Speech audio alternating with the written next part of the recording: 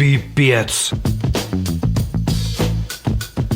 Tai yra tikra katastrofa. Katastrofa. Norit kažką parduoti per Facebooką? Užsiknysit. Įdėjau skelbimą, parduodu televizorių. 50 eurų. Na, geras telikas. 1,17 m įstrižainė, rodo kaip atvirutė. Panasranikas, originalas. Nu ir prasidėjo nesąmonės. Tipo, kokią galutinę kainą už 30 paimčiau, gal gali atvežti? Fuck! Jeigu prašiau, kad noriu gauti 50, tai reiškia, kad noriu gauti 50. Jei būčiau norėjęs gauti 30, būčiau parašęs 30. Žodžiu, jeigu nori gauti bent 50 eurų pardavinėdamas kažką per Facebooką, kaip minimum turi parašyti 100 eurų. Tavo operaciją reikia padaryti galvos. Bet kas tada skambins tau? Vienas bišas konkrečiai prajuokino. Sako, gyvenu už 50 km, numes 20 eurų, atvažiuosiu pasimti iš vietos. Šagės. Tai ta prasme, jeigu tu gyventum už 300 km ir tau kelionė kainuotų 100 eurų, tai pagal tokią logiką aš dar turėčiau tau primokėti, kad kažkoks tipo asilas atvažiavo pas mane pasimti teliko. Žodžiu, telikas veikia figienai, bet pultelio nėra. Netyčia netyčia mamukas išmetė, tai čia vėl belė kokia problema.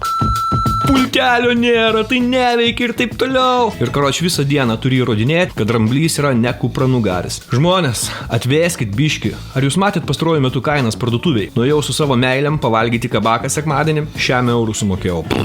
Po 4 valandų vėl noriu valgyti. O čia telikas, už 50 eurų ir dar visi išsiknisinėja. Šio video moralas yra toks. Kadangi turėjau knistis ir kurti šitą video, tai telikas pabrango. Dabar jau už jį noriu gauti 60 eurų ir jeigu nenorit pirkti 60 eurų, padarysiu dar vieną video ir tada telikas kainuos 70 eurų. Štai ir visa matematika. O jei rimtai, tai geriausia skelbimus dėti į skelbiu.lt. Ten gal marozų mažiau.